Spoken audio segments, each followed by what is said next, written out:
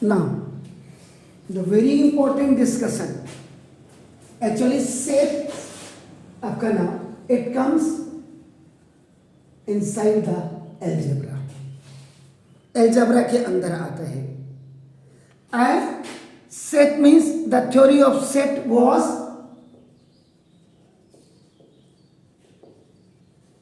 developed by, किसने किया था इसको? जर्मन मैथमेटिशियन ने.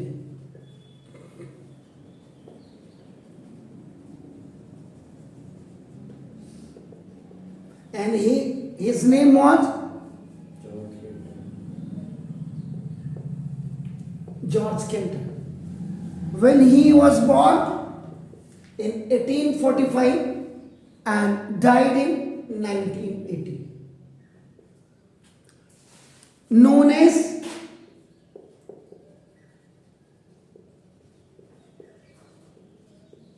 father of set theory. क्यों बता रहा हूं? अभी आपको क्लियर देखिए. यानी कि ये सेट थ्योरी के अंदर दो डीपली मैथमेटिशियंस ने इंटर किया. एंड अब इसके बाद आता है आपका नाम, देखो, this is the Venn diagram. The very important topic is Venn diagrams. Actually it is like a flow chart. Yeah, this is like a blueprint.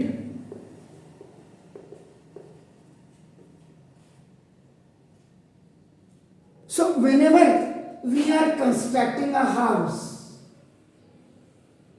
आप आर्किटेक्ट के पास जाते हैं and you tell him मुझे डुप्लेक्स चाहिए या I just want the single story building and this is my requirement. So according to your requirement and the measurements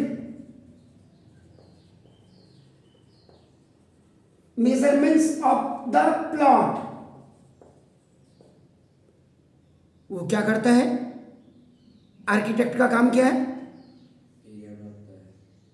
area के अनुसार आपने कहा मुझे 2 रूम ऐसे चाहिए, इतने बड़े चाहिए, मुझे लॉबी चाहिए, मुझे बाथरूम चाहिए, एक पूजा घर चाहिए, मुझे किचन इतने बाई इतने का है.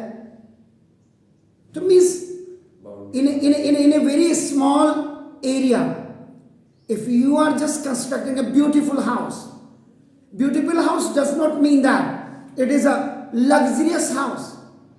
Beautiful house does not mean that it should be the duplex. Means where you can make your house a perfect home. Means ventilation properly hai from all the 4 corners, proper ventilations are there. You have also the trees breathing. अभी कल रात का वाक्य मैंने आपको आते आते क्या बोला? तेंदुआ आ गया था मेरे घर से जस्ट 200 मीटर दूरी पे. Why they are coming? Because you have snatched their rights.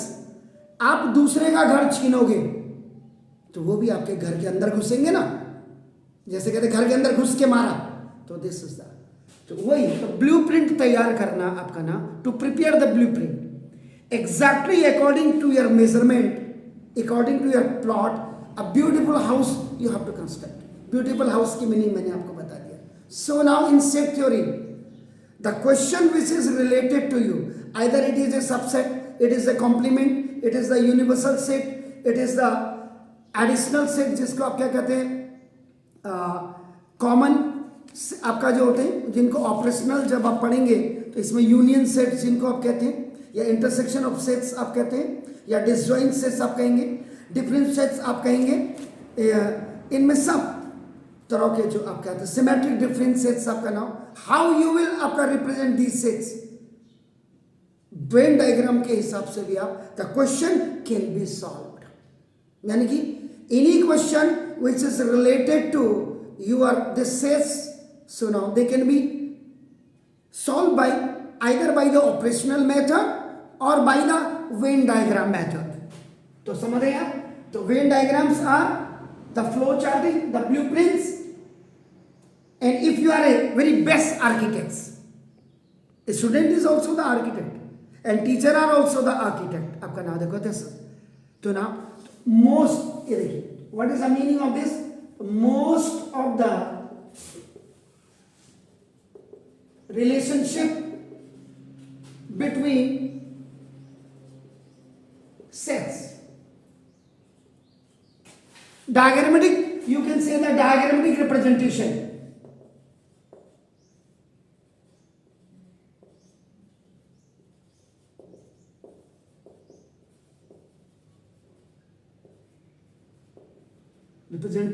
Sorry. Pictorial representation, you can also say that. Picture बना करके आपका नाम. So now this is, so most of the relationship between sets can be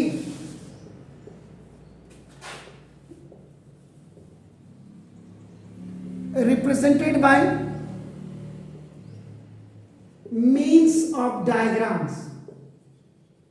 ये देखिए, means of diagrams which are known as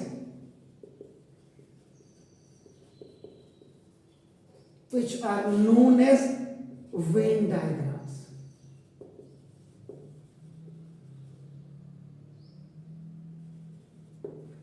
आप double M भी लिख सकते हैं या सिंगल एम भी आप लिख सकते हैं. तो डायग्राम्स आपका नाम देखो ऐसा. आजकल सीबीएसई के लिए जो भी लिख लो बस मीन निकलना चाहिए, इसीलिए आप लोगों को निकम्मा बना दिया. तो नेम्ड आफ्टर, ये आपका इंग्लिश लॉजिशियन. अब आप देख लो इंग्लिश लॉजिशियन जो लॉजिक देता है आपका नाम देखो जॉन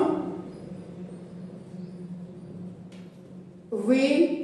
आपका नाम देखो जैसे इनका नाम था and he was born in 1834 and he was died 1923. ये कब हुए थे देखो, इनसे पहले ये पैदा हो गए और इनसे बाद को ये मर गए. लेकिन उनके कॉन्ट्रीब्यूशंस को देख लीजिएगा आपका नाम देखो जैसे. तो ना in Venn diagram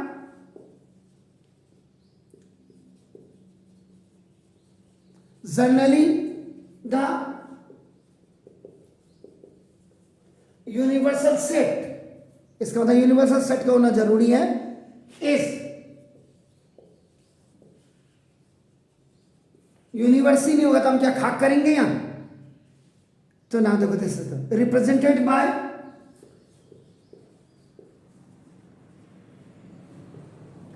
rectangle and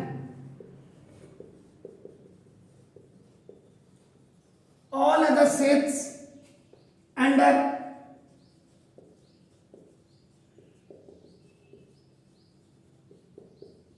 consideration bicycles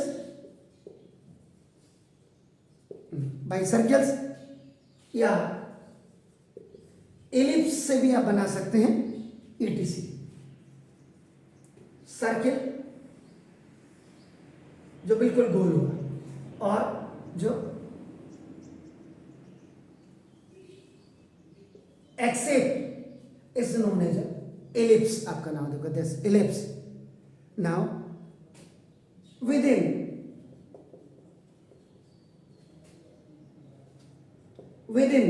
the rectangle, ये हो गया. अब जैसे एग्जाम्पल आपका ये हो गया वेन डायग्राम. आपका नाम देखो जैसे. अब सपोज आपने कहा sir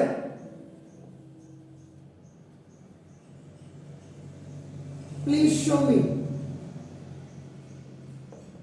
the this is the Venn diagram of B is a subset of A.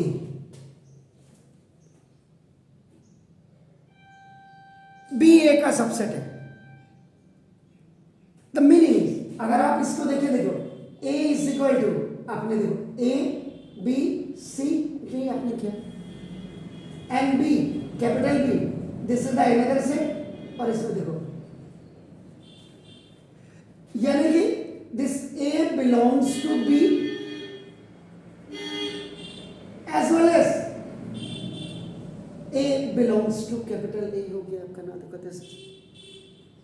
And C belongs to B belongs to capital A. अब आपको कोई बोलेगा यूनिवर्सल सेट क्या मतलब हुआ इसका, तो ना देखो A B C D E F जितना भी लिख सके आप, कि this universal set is just the collection of all the 26 letters which we generally use in an English alphabet. No need to write 26 से आपका नाम, the elements, the characters, आप यहाँ तक भी लिख सकते थे, but it is the father, it is the universal, it is the grandfather, कुछ भी हो सकता है। तो देखो अब जब आपका when you will make a Venn diagram,